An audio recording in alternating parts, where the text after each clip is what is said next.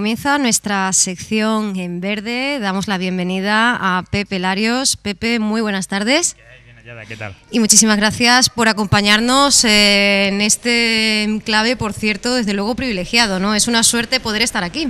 Efectivamente, el Palacio de Oribe y su entorno es un sitio extraordinario y además, sobre todo, un espacio de relax de una zona como es el centro del casco, una parte del casco histórico de Córdoba, donde anteriormente no había prácticamente nada. Es verdad que está ahí la corredera, pero espacios ajardinados para sentarse tranquilamente, aislados del tráfico, no existían. Y bueno, tenerlo aquí es un auténtico lujo.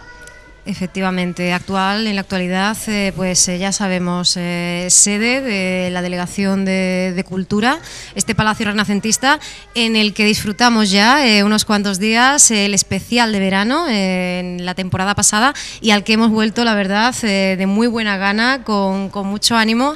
Pepe, lo comentábamos antes a micrófono cerrado. Es curioso que hoy vayamos a hablar de inundaciones cuando en esta semana, pues Córdoba al menos se ha mostrado un poquito lluviosa, ¿no? Hemos dado la bienvenida al verano con algo de agua. Sí, bueno, este año está siendo anormal, bueno, normal. Comienza a ser un nuevo normal, ¿no? Ya hemos comentado algunas veces que prácticamente íbamos a tener este año casi 6 meses de verano. Comenzamos con temperaturas altas prácticamente en todo el país, con algunas modificaciones y algunas entradas de alguna borrasca, pero básicamente con temperaturas en torno a los 30 grados prácticamente desde el mes de abril, y si no se modifica la cuestión las tendremos prácticamente hasta el mes de octubre, con lo cual tendremos 6 meses de verano. Y de vez en cuando pues nos viene un refresco como este que viene bien porque significa un estrés térmico y un estrés hídrico también, porque no es verdad que había llovido, pero había llovido de una forma concentrada alguna vez, pero hace falta para el campo, hace falta para las ciudades. Y viene bien también este oasis en este verano largo que de Córdoba. Decíamos que hoy el tema a tratar en nuestra sección en verde es el de las inundaciones, y no nos vamos a circunscribir a nuestra localidad, a nuestro país, sino vamos a ver de alguna manera, Pepe, la otra cara del Mundial de Brasil 2014. Así es, se está dando la situación de que este año tenemos un fenómeno en el Pacífico que es el fenómeno del Niño, que son un afloramiento, una salida del fondo marino, del océano, de aguas cálidas por encima de lo normal. Hay otro fenómeno opuesto que también ocurre, que es el de la Niña, donde lo que afloran son aguas frías, y eso está teniendo consecuencias. Por ejemplo, fue la que disparó en el año 98 los récords de temperatura que no se han batido hasta el año 2010 de temperatura global de la Tierra, y suelen traer inundaciones por algunas zonas y también sequías por otras.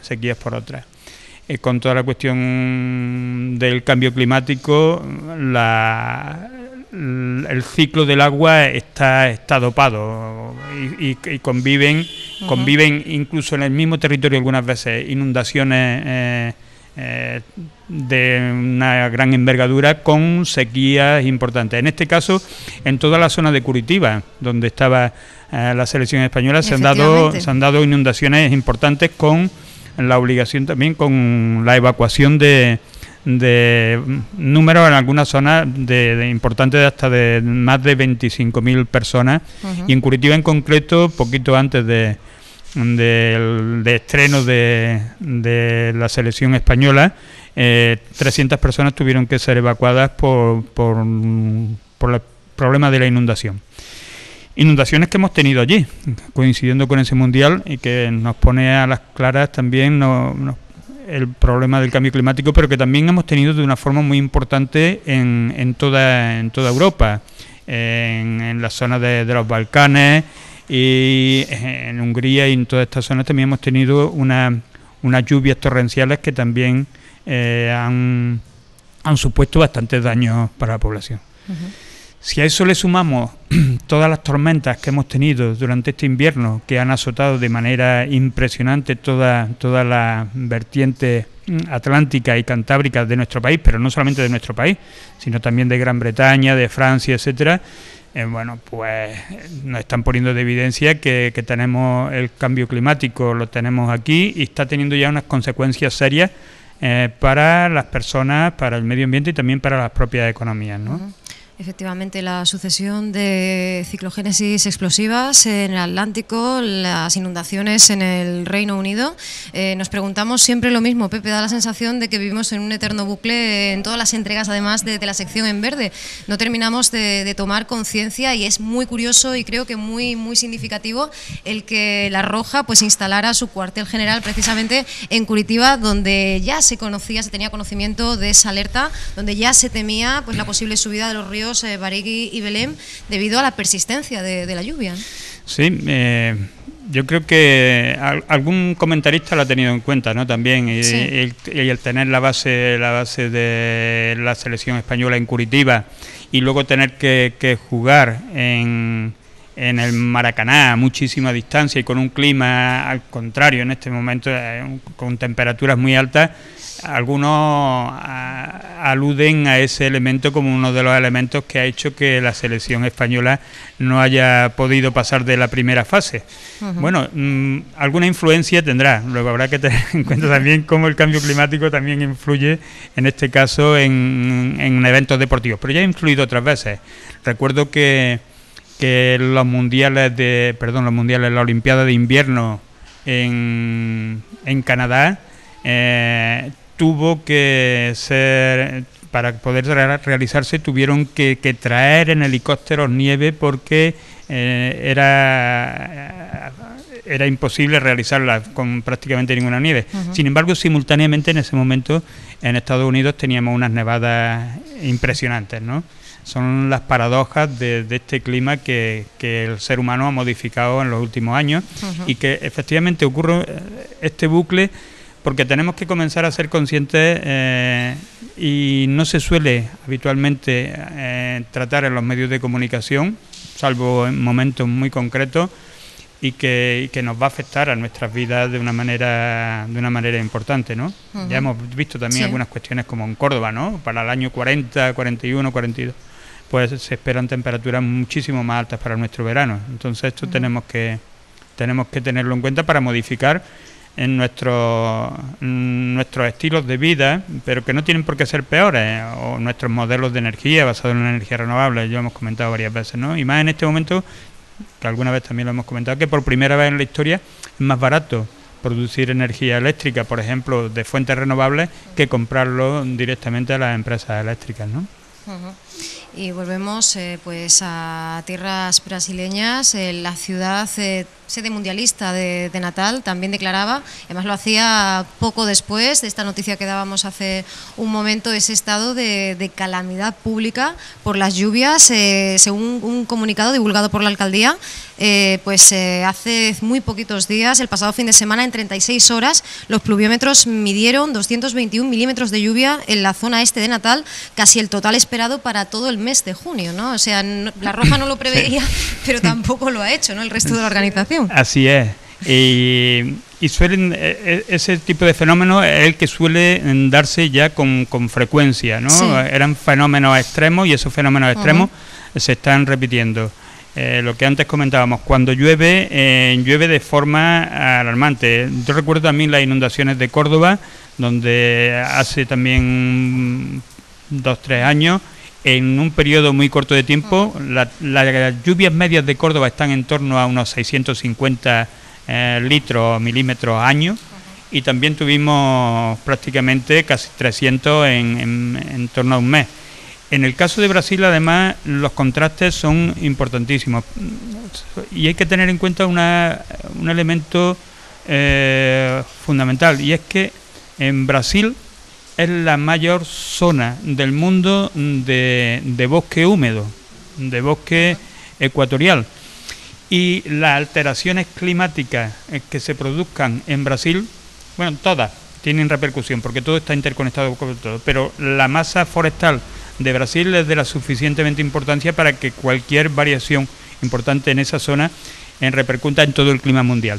Y ha habido, junto con esa situación de inundaciones, En el año 2005 y en el año 2010 hemos tenido sequías en la Amazonía impresionantes. Tanto es que en Manaos, que ha sido también otra sede olímpica, donde el transporte se hace a través del Río Negro, que es una de las afluentes más importantes del Amazonas, en el año 2005 el abastecimiento de alimentos y el abastecimiento de medicina lo tuvo que hacer el ejército por aire, aerotransportado, porque el río, que en Manaos puede tener una anchura considerable de casi más de 1 kilómetro de anchura, no permitía el tráfico de barcos, que es la forma habitual de transporte en la zona.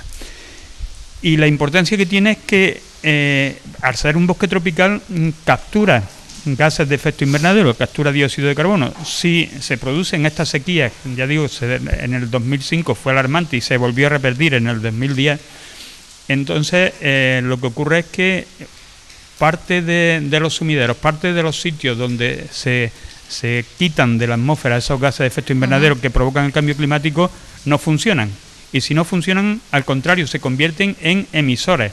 Comienza a pudrirse en los árboles, en las hojas, y a emitir gases en vez de retirarlos.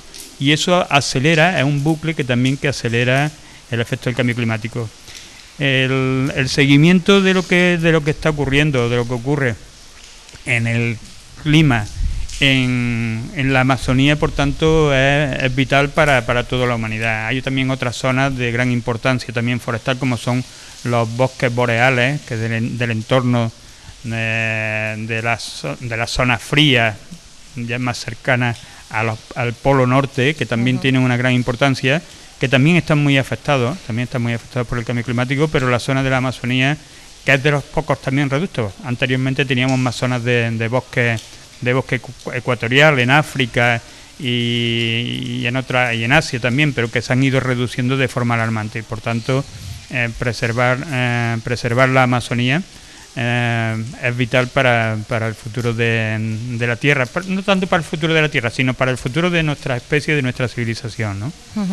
Y bueno, en el contexto del Mundial de Brasil 2014, estos trastornos generados, diríamos, por el medio ambiente, pero generados también al medio ambiente, se suman pues a ese disgusto, a esas quejas por parte de la ciudadanía, que por supuesto no eran azarosas ni venían por sorpresa. De hecho, se ha dicho que en este mundial ha aumentado la seguridad, se ha intentado fortalecer al máximo la presencia policial, y es que ya contaba el gobierno de Dilma Rousseff con un precedente, esas manifestaciones que ya se realizaban para quejarnos, en este caso la población brasileña, no solo por el aumento del precio del transporte, sino también por la corruptela y el derroche que la población de Brasil ya sabía que se estaba dando en torno a toda la organización del presente mundial. Se habla pues de cómo conviven una vez más, ¿no?, esa brecha inmensa entre unos gastos pues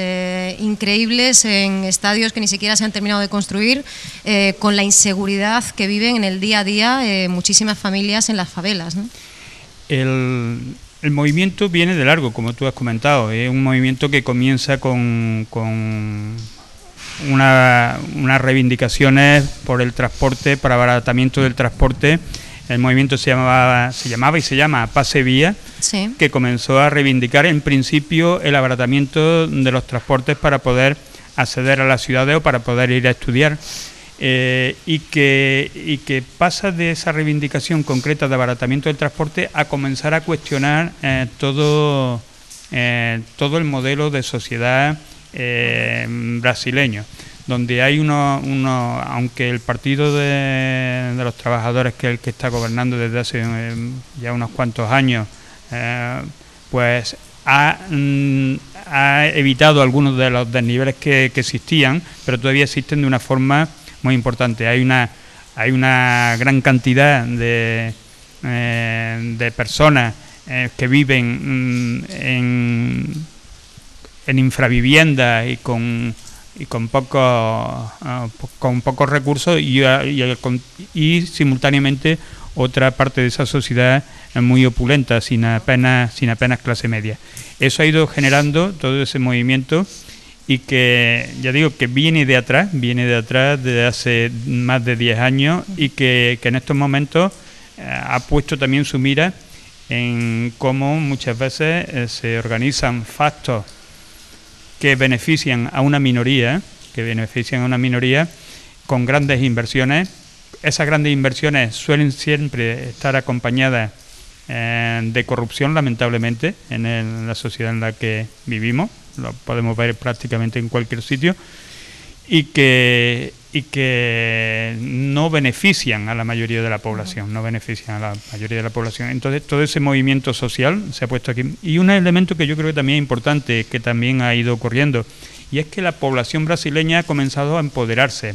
En la etapa anteriores de dictadura, te jugabas la vida si le contestabas a un policía. La policía también fuertemente corrupta, la policía con escuadrones de la muerte que eliminaban y mataban niños en las calles, niños de las favelas, niños que vivían sin familia y que dormían en los rincones de las grandes ciudades. Pero en este momento la población brasileña también, la mayoría de la población brasileña, gracias también a esos avances democráticos que también ha traído el Partido de Trabajadores, pero también ha comenzado a empoderarse y quiere más democracia, quiere más política, ¿no? Y eso es un fenómeno que se está extendiendo en nuestro país, se está extendiendo también en otras zonas, en Turquía, prácticamente en casi todo el mundo están ocurriendo movimientos como este, ¿no? Y que no ha podido impedir que incluso en el Mundial que cuenta, ¿no?, como anfitriona con la pentacampeona, con la selección canariña, pues se hayan levantado esas protestas, esas acusaciones de desembolsos y reembolsos mal habidos, a los cuales, claro, hay que añadir pues las cuantiosas primas que recaudadas por la FIFA se conocía, que se repartirían entre los jugadores españoles en Camerún, y este también es un dato muy muy curioso, un país con una renta per cápita de 900 euros, los internacionales casi se amotinaban por parecerles poco 76.000 euros de prima. Es increíble, ¿no?, como incluso pues selecciones procedentes de países con una situación incluso mucho más precaria, cómo se produce, ¿no?, esa apertura, ese ensanchamiento de la brecha de la que hablábamos antes, de esa sima entre los que tienen mucho y los que no tienen absolutamente de nada. Entendemos que la coexistencia en este tipo de eventos, si eligen un espacio como Brasil, por ejemplo, es prácticamente imposible, ¿no?, entre la pobreza y ese permanente, perpetuo derroche, ¿no? Así es, y en concreto lo que tú comentabas sobre Camerún nos pone sobre la mesa esa problemática de el propio salto económico entre unas partes y otras de esos tipos de países, pero eso ocurre porque algunos de esos futbolistas están entre la élite mundial y están viendo cómo cobran sus compañeros de esa élite mundial. Están jugando en equipos europeos, básicamente, y con grandes salarios. Y también nos pone sobre el tapete todo eso, cómo el mundo del gran espectáculo, en este caso como es el fútbol de élite, tiene también un punto de inmoralidad. A mí me parece extraordinario que la gente se divierta, que vea un partido de fútbol, que disfrute viendo jugar, mejor que juegue directamente también y que haya más deporte de base.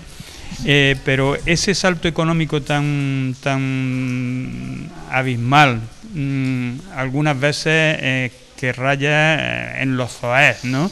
Que en un país como, por ejemplo, también lo decías de Camerún, o en nuestro país, con una situación de crisis económica, con más de 2 millones de personas en riesgo de pobreza, que se pague por un fichaje de un futbolista pues 80 millones de euros, es escandaloso.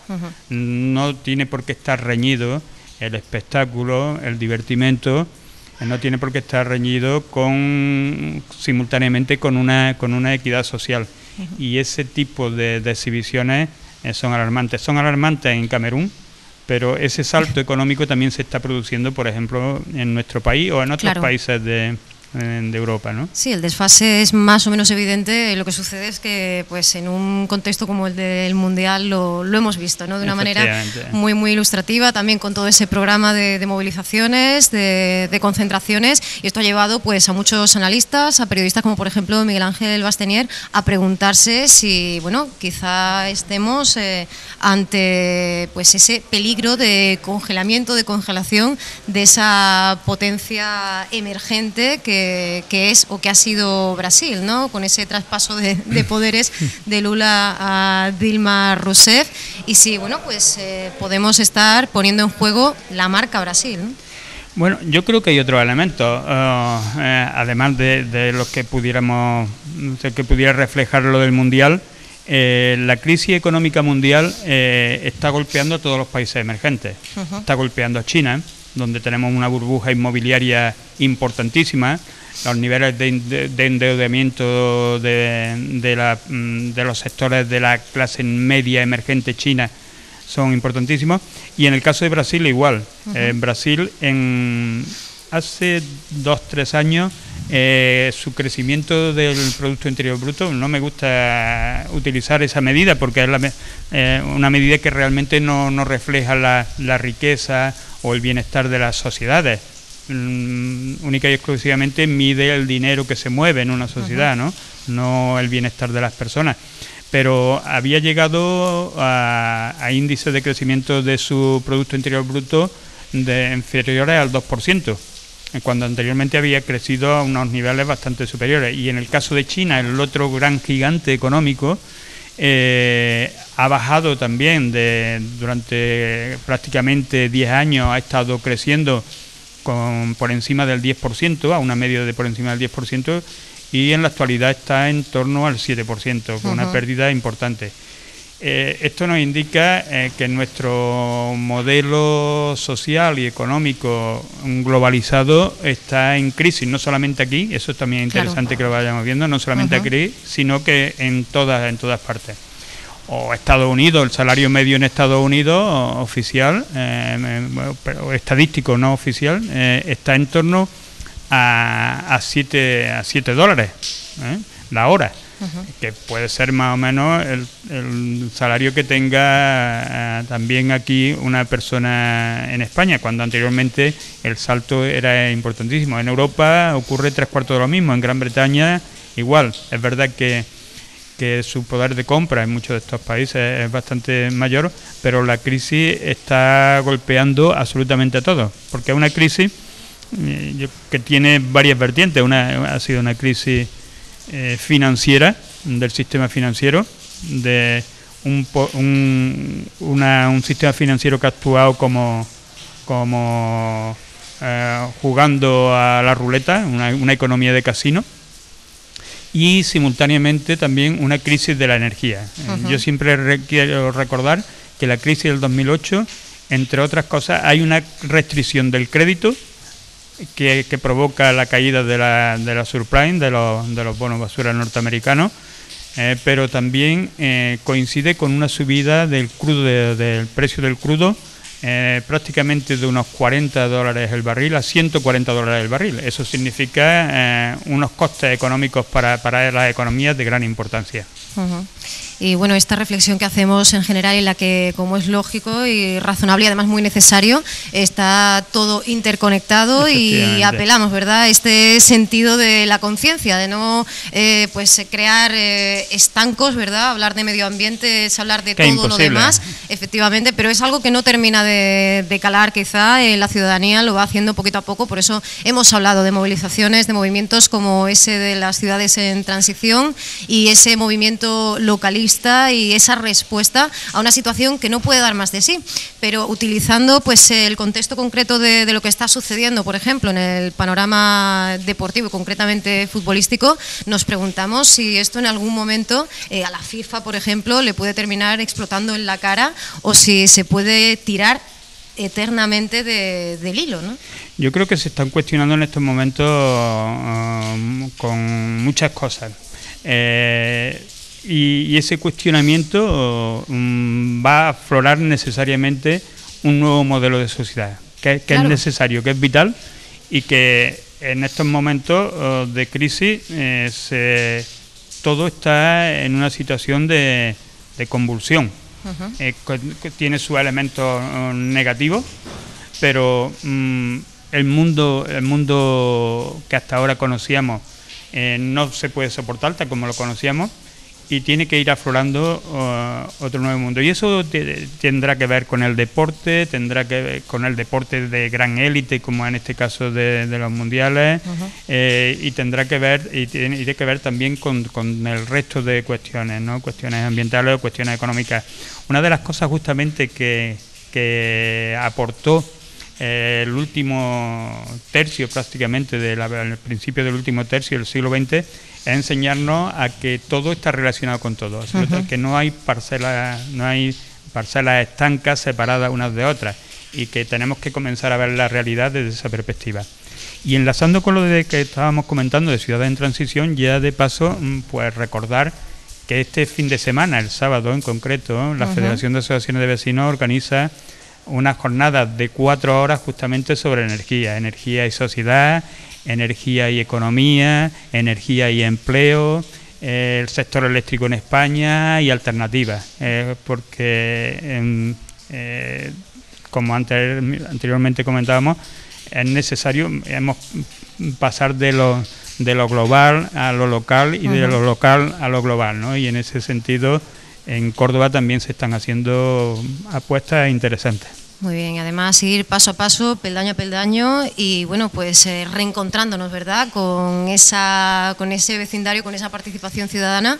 Así que bueno, pues fantástica recomendación para este fin de semana, no solo para seguir formándonos, seguir trabajando esa conciencia, esa sensibilización, sino también, como decimos, ¿no?, para hacerlo en equipo, horizontalmente, y con nuestros, a fin de cuentas, nuestros vecinos, las personas que tenemos más cerca, intentando construir Córdoba desde abajo, ¿verdad?, desde la invisibilidad de esa pequeña a gran acción que puede, pues, cambiar el mundo, ¿no?, cambiándolo parte a parte, ¿no? Efectivamente, pero además creando ese otro mundo alternativo, pero también creando empleo, creando felicidad, y como alguna vez también hemos comentado, ¿no?, se está evidenciando, se está poniendo ahí sobre la mesa, ¿no?, como decía Eckhart Morin, todo tiene que cambiar y todo está cambiando, y es posible. También hay por ahí una frase también interesante de Margaret Mead, dice que las transformaciones siempre han empezado por un pequeño grupo de personas que después han logrado transformar la sociedad. Y en ese empeño estamos de crear una nueva Córdoba, una nueva sociedad, tanto aquí cerquita con nuestros vecinos, con nuestras vecinas, como a nivel global. Ese es el empeño. Bueno, pues que así sea, que continúe ese empeño y ese ímpetu, y que no haya pues nada lo suficientemente desalentador como para que los que estáis además siempre tan activos, tan implicados, pues abandonéis esta marcha, esta lucha. Pepe, muchísimas gracias por haber estado con nosotros en esta recta final de nuestro especial verano. A vosotros, a PTV, y a ti por dar esta oportunidad de abrir esa ventana verde, esa ventana fresca también a otras realidades. Bueno, pues seguiremos aprendiendo contigo si nos acompañas. Encantado. Gracias.